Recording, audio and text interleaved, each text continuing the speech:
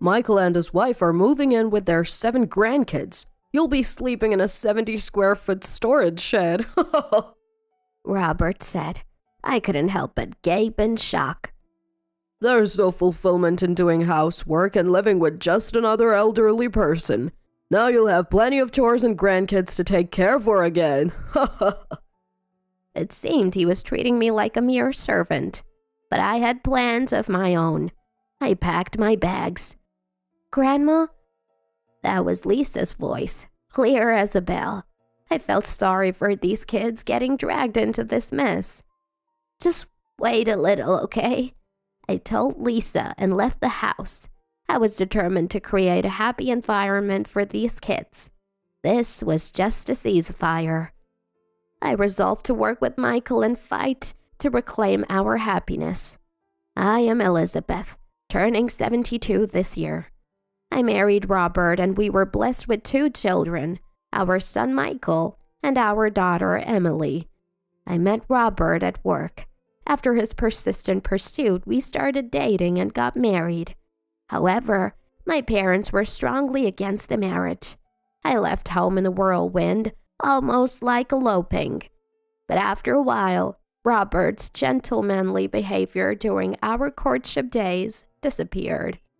He turned into a typical male chauvinist, expecting me, a woman, to naturally handle all household chores and care for him and the kids. He never once changed the kids' diapers. As the children grew, his mindset influenced them too. He spoiled Michael, our eldest, saying he could go to any university and do whatever he wanted. But for Emily, our daughter, he declared, education is useless for women, and denied her college education. Heartbroken, Emily gave up her dream of studying further. Without the permission to work, I had no savings. I apologized to Emily, but she said, I know what Dad is like, and it's okay. I'll make it on my own. Years later, Emily studied in Canada and married a local.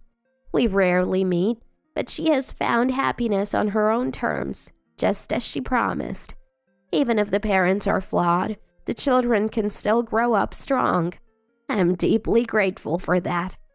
Michael, after graduating from college, got a job at a local company. He seems busy, but seeing him work so diligently makes me feel proud of his growth. Years later, one day, my husband and I received a request to talk from Michael. He seemed serious. I wondered if he wanted to quit his job or if something was bothering him. However, what Michael said next was completely unexpected. I want to get married, he announced, a wonderful surprise indeed. But I hadn't sensed any signs of this. I never heard about him dating anyone. Curious, I asked, who is she?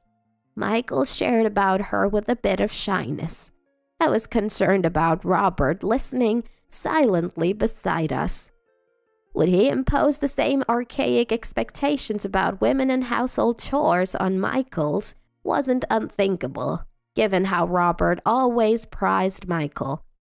Though I had remained silent in the past, I was ready to confront Robert if it meant protecting my children's happiness. Fortunately, my worries proved unnecessary. Robert didn't interfere with Michael's marriage. Instead, he quietly observed their happiness. Michael's wife Karen turned out to be a wonderful woman, kind to us, and even engaging Robert in conversation, which he seemed to enjoy. Michael and I felt relieved seeing this. "You've found a great wife," I commented. Michael beamed, saying, I think so too. Their happiness was evident. Soon, it took a more tangible form. Karen is pregnant, Michael informed us. Grandchildren followed, and before we knew it, Michael and Karen were blessed with 7 children, becoming a large family. Robert generously supported them, frequently giving money for education and living expenses. I can't accept this much every time, Michael would protest. But if Michael refused, Robert would give it to Karen. The frequency of this generosity concerned me. Robert, if you keep giving money like this, we'll run out of living expenses. We haven't done much for Emily, yet you give Karen money so often. Can't you think it over? However, Robert reacted more angrily than I expected. We didn't speak for about a month. The Michael family, sensing the tension, felt guilty. Sorry for causing a fight. Michael apologized. I don't blame Michael's family at all. But Michael said, I'll refrain from coming to the house for a while. I also asked him to do so until Robert calms down. Years later, after Robert retired and Michael's children grew up, our marriage was reduced to minimal conversation following that fight. Since then, Robert never gave money to Michael's family in my presence, but he apparently often went to their house to give Karen money. I guess it's his only joy in old age. Aware of this, I chose to turn a blind eye to avoid further arguments. However, one day, Robert suddenly suggested, What about living with Michael's family? The grandkids are many, and eventually this house will go to Michael. It might be good for them to get used to this area now. The idea wasn't bad, but would Michael's family agree? There are still young children in elementary school, and moving them isn't practical. Plus, our house, despite being larger, might not have enough rooms for everyone, potentially making it cramped with more people. I explained this and gently declined the cohabitation. I think Karen is a good person as Michael's wife, but that's partly because we maintain a distance. However, Robert didn't accept my view. One day he went out and returned with a lot of luggage, as if he'd taken a drastic measure. I'm home, he announced. Welcome back. What's with all the luggage? I asked, only to see Michael's family entering our house behind him. Michael wasn't there, but Karen and the grandkids, looking anxious with large bags, were. Hi, Elizabeth. We'll be in your care from today, Karen said cheerily. I was taken aback. We're moving it with Michael and his 7 kids. I've decided you'll be sleeping in a 70-square-foot storage shed. He said, entering the house with the luggage. Wait a minute. Didn't I say that's impossible? Does Michael even know about this? I asked. Michael was at work, so I left him a letter. There's nothing impossible about a family living together. It's spring break now, so it's a good time, Robert said with a smirk. You also got a new room in the storage shed. There's no fulfillment in doing housework for just 2 old people, right? Now you'll have plenty of chores and grandkids to care for again. He added, Such a thing. Don't think your opinion will always prevail. I stood there, dumbfounded. But what shocked me more than Robert's usual selfish behavior was Karen's reaction. I had always thought of her as a nice person, Michael's wife, but she just chuckled at my dismay. Looks like you'll be busy from now on, Elizabeth, she said. I bristled at her comment. Were they both treating me like a servant? I had my own plans. I left them there, buzzing with excitement, and silently went back to my room to pack my things. What are you doing? Robert asked. Since my opinion doesn't matter in this house, I'll be returning to my parents' home, I replied. What? Robert stood there, stunned. I vaguely heard him and Karen complaining, but it all sounded like noise to me. But just as I was about to leave the house, Grandma? I clearly heard Lisa's voice. The poor kids, caught up in all this. Just wait a little, I told Lisa and left. That night, I got a call from Michael, who had just returned from work. Mom, are Karen and the kids with you? When I got home, I found a note saying they'd moved to your place, but no one's home, and Karen isn't answering her phone. He sounded panicked. I calmed him. They must be fine. Everyone's at the house, but I have left. so I don't know the current situation." Huh? I explained the situation in detail to Michael. I had refused to live together. However, to silence my objections, Robert brought everyone over without my consent, trying to force me into the shed and treat me like a servant. I couldn't stand it and left, but I was worried about the grandchildren. Surely, they too were brought over without having to understand the situation. I'd refuse to live together too.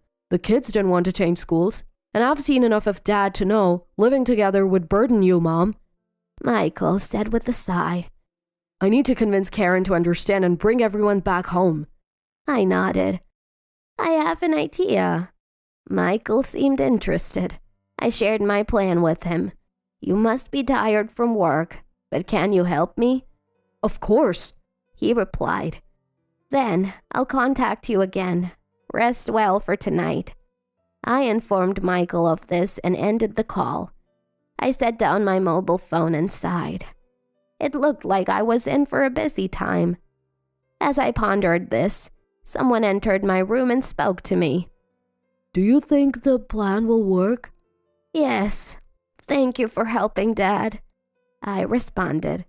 The man smiled satisfactorily. He was my father, Joseph, a landlord of this area. I told you not to marry that man. Now you're back at this age. He chided. Well, you stopped saying that once Emily and Michael were born. I retorted, laughing together. I had left home almost like an elopement, due to their strong opposition to my marriage. But after my children were born, I understood the value of parents. By then, I had to come to understand my parents' feelings of not liking Robert. I had secretly returned home once to introduce my children to them. My dad, initially angry at my return, quickly softened at the sight of his grandchildren. Come back whenever you're in trouble, he had said. Though we weren't close with our relatives, parents are always parents. Robert didn't know, but my parents had paid for Emily's study abroad. He thought he had funded it, but he only contributed 30%. He was a fool to think that the little amount covered it all. I decided to rely on my parents for this matter and returned to their house. It felt shameful to depend on my elderly parents, but I was ready to do anything to protect my children and grandchildren. They understood my feelings. Dad had a simple solution. Just kick them out. And so began my counterattack based on Dad's strategy. The next morning, I went to the office to get divorce papers and returned home. Robert, seeing me return, smirked. Did you spend the night outside? The shed would have been better. I ignored him and looked towards the kitchen, hearing water running. I thought Karen might be cleaning, but it was my granddaughter, Lisa, a primary school student. Where's Karen? Why is Lisa cleaning up? I shouted at Robert in frustration. Lisa is a girl. She should be able to do housework. He responded nonchalantly. Angered by his words, I retorted. Karen is the woman here, isn't she? She must have noticed my voice. Lisa closed the faucet tightly and smiled at me with relief. Welcome back, Grandma. I'm back. Sorry. Where's Karen? Mom's still sleeping. I was surprised again. Sleeping? It was already past 9 a.m. Did you make breakfast, Lisa? No, Sarah did before she went to club activities, but it's always like this. I'm in charge of cleaning up. I see. Good job. Although I praised her, I was shocked. What had Karen been doing all this time? Making the kids do all the housework while she did nothing. These doubts began to surface. Where's Karen sleeping? I'll go wake her up. I asked Robert. Suddenly, he became flustered. She's finally sleeping. It's cruel to wake her up. She's tired from being in a new house. Let her sleep today. Had he ever shown such consideration for me? I did want him to be kind to Michael's wife, but this seemed like pampering, not kindness. Ignoring Robert, I climbed the stairs to the second floor. "Karen, where are you?" I called out loudly. Then I heard a noise from our bedroom. With a bad feeling, I hesitantly opened the door. Karen emerged with disheveled hair. "Ah, Elizabeth, welcome back." Was she sleeping here? With Robert? My expression must have revealed my doubts. Karen awkwardly explained. "I couldn't sleep in my bed, so after Dad woke up, I borrowed his bed." It felt like an excuse. I had sometimes thought they were too close, not just friendly. Maybe I was foolish for never doubting them. I decided not to present the divorce papers I had brought. I realized there was something else I needed to do first. "So, what are you here for? Move your stuff to the shed." Robert, who had followed me, said in panic. "No, I came back to move my things out of the house, not to the shed," I said, taking my clothes and leaving the house. Lisa looked anxious as I left, but I couldn't do anything for her now. "Lisa, I'll be back," I assured her, pained by her obedient nod. After leaving the house, I immediately contacted Michael. I knew it might shock him. It could be a misunderstanding, but I couldn't keep silent. Michael seemed shocked over the phone, falling silent. "It might be my misunderstanding, but if it's true, it's serious. We can't leave the kids in that house." Sarah, the eldest grandchild, is a middle school student. If she realized their relationship, it could deeply hurt her during these sensitive years. "Okay, let's gather evidence." Michael agreed. That night, after 11 p.m., I met up with Michael. He had contacted Karen. He told her to come home because it's far from work if she stays at her parents' house. But Karen refused. "Why doesn't Michael just commute from there? You can come home only on his days off." Karen and Robert must be thinking they'll have the night to themselves without Michael coming back. We contacted Sarah, the middle school student, and asked her to secretly open the house door for us. She complied, opening the door for us late at night while pretending to go to the bathroom. We entered the house and went into the shed Robert called my room. After everyone went to sleep past midnight, we heard footsteps from the living room to the bedroom upstairs. Michael and I looked at each other, waited for the bedroom door to close, and then quietly went upstairs. Standing outside the bedroom, we heard unmistakable sounds from inside. Staggering, I was supported by a pale-faced Michael.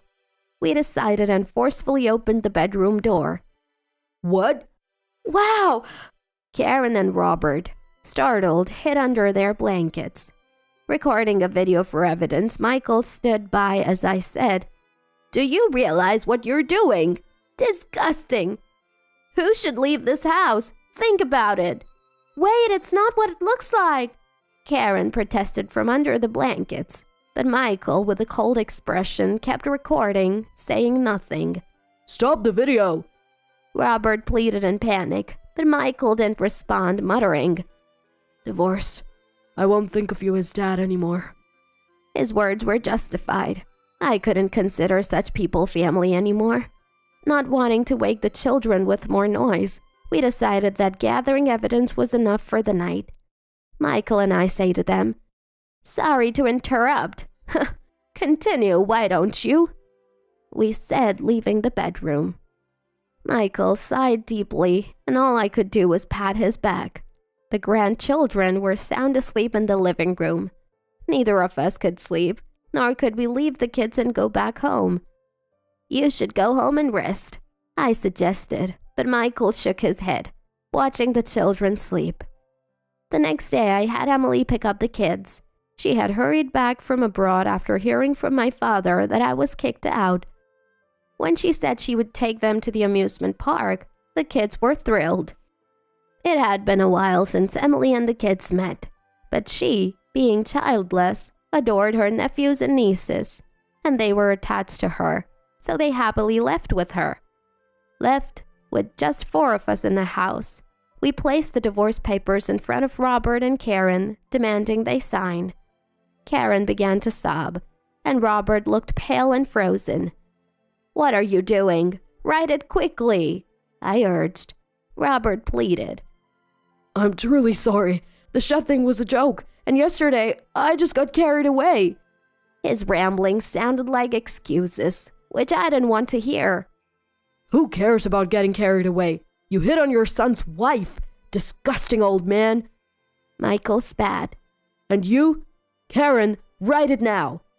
Karen burst into tears at his words. "I'm sorry. I really regret it. Let's go back home and live together again." But Michael's heart was unmoved. In fact, he laughed and said, "Go back where? You don't have a home anymore." Karen stopped crying and started trembling. "The house will go back to Mom. It was originally her house," Michael declared. I smiled at his words. The house Michael had been living in was built on land my father had given to me as a wedding gift to Michael. "I can't let Robert know I gave you the house. He may not be my favorite, but he's your dad. I did this on my own. No need to tell them," Dad had said. Michael and I kept it a secret to maintain Robert's dignity. Michael was grateful and had thanked Dad. "Sorry, I can only do this much for my grandchildren," Dad had said, embarrassed but clearly happy. Such a stark contrast to grandparents who exploit their grandkids. So, the land and the house were in my name. I then revealed another fact Robert didn't know. "By the way, the land this house is built on is also Dad's. I'm leaving, so either buy the land or return it as a vacant lot, okay?" I said cheerfully, and Robert turned even paler. This land was also given by Dad as a celebration of Michael and Emily's birth. Robert thought I had severed ties with my family, but in fact, Dad was the real owner. There's no way Robert, a stranger now, could use it without any relation. That's exactly what Dad meant. "Elizabeth in a shed? Unthinkable. Take the land back. If they divorce, he has no reason to stay." Acting on Dad's words, I initiated the divorce proceedings. "Taking away the house when you have kids to raise is too harsh. Are you still Dad?" Karen started yelling, but she seemed to be misunderstanding something. "What are you talking about? The kids aren't going with you. I'll take custody," Michael said. "What did you say?" "You, making the kids do chores and disregarding their feelings won't get custody. They're old enough to have their say. We can take it to court if necessary." Karen couldn't respond to his words and just looked down. Robert, still overwhelmed by despair, couldn't move. Seeing the two of them like that, Michael and I exchanged glances and smiled. It seemed they had taken quite a hit. Eventually, they signed the divorce papers and we successfully divorced with evidence of infidelity. Michael and I received compensation in the divorce settlements. We reclaimed the houses. Michael's house became a rental property, and my former home with Robert was demolished to become a coin parking lot. Karen returned to her parents' house, where her brother's family lived, likely feeling uncomfortable after her years of slacking. Robert, with his remaining retirement savings, rented an apartment, unbeknownst to him, also owned by us. It would be interesting to see how long he could afford the rent. The grandchildren, who had a great time at the amusement park, returned to my parents' house and slept soundly. With plenty of space, each child got their own room. Although it was out of their school district, they could still attend their original school with an application. They quickly grew fond of my parents, calling them great-grandma and great-grandpa. Our large family made my parents happy. Maybe it was for the best that Michael, the grandkids, and I all lived at my parents' house. Although the household chores increased for me, it wasn't difficult. Seeing the kids play and do their homework gave me strength, and everyone naturally helped out. "We hated being forced to do chores before, but if it helps, Grandma, we want to do it," they said, which moved me to tears. Helping out should be voluntary, not forced. That's real education. I feel so happy now. buying donuts and sweets with my grandchildren, enjoying them with my parents. This life is a true blessing.